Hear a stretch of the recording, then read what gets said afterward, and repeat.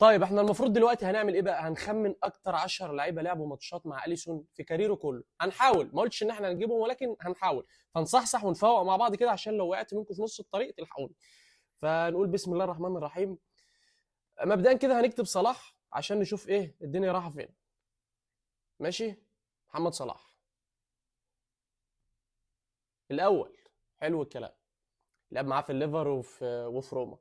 طيب احنا نخش على سكواد ايه ليفربول، العيال اللي ما بتقعدش. نكتب فان دايك. نكتب فان دايك. ماشي. فين فان دايك؟ فيرجيل فان دايك. فان دايك الرابع. اوكي ماشي، كلام جميل قوي. فان دايك الرابع، يبقى نكتب ارنولد بقى بالمره. ماشي. ترينت الكسندر ارنولد.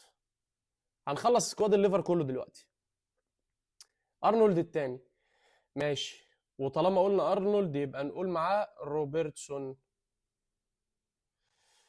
روبرتسون. ماشي. اكيد موجود برضو. حلو قوي، يبقى احنا كده جبنا اول اربعه. ماشي، كلام جميل كلام جميل كلام معقول. هنقول ماني. لا، خلينا مثلا نقول هندرسون.